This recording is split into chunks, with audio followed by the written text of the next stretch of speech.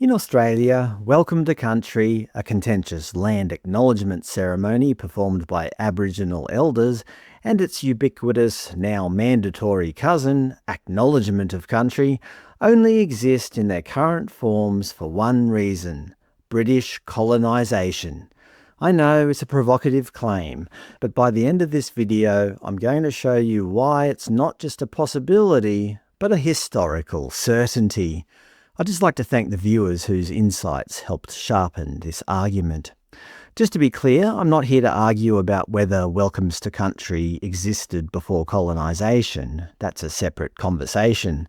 My point is that if it weren't for the British, we wouldn't be stuck in a perpetual debate over whether these ceremonies actually belong at Anzac Day services or any other public event.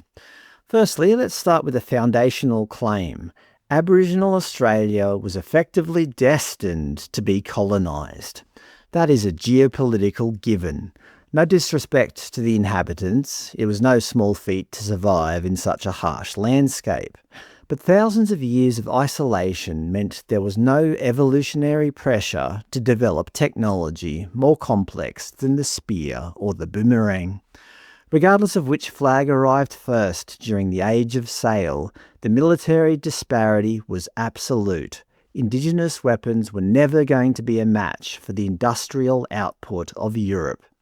While the locals had the advantage of terrain and knowledge, that advantage ultimately crumbled when faced with the industrialised reality of European steel and mass-produced gunpowder. My second claim, and the crux of this entire video, is this. The British ultimately introduced the framework of liberal democratic values.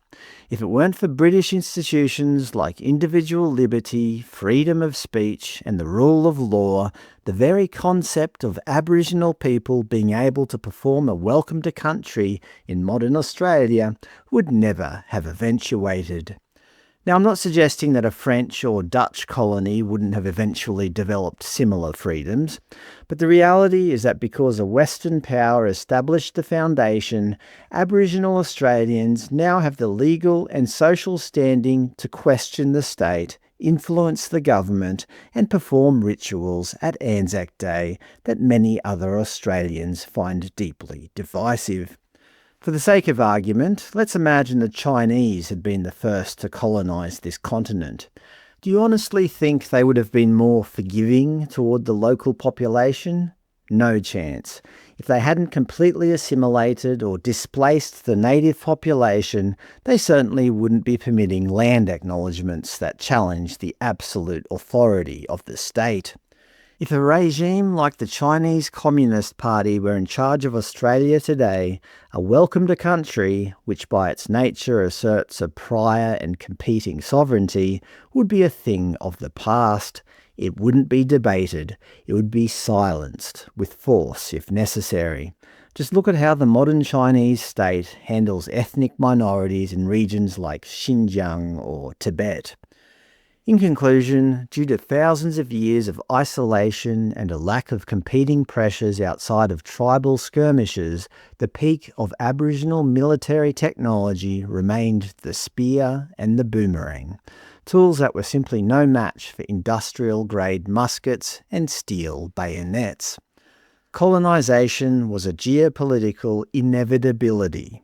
If it weren't for the liberal democratic framework introduced by the British, modern-day Aboriginal Australians would never be in a position to assert sovereignty or influence public discourse.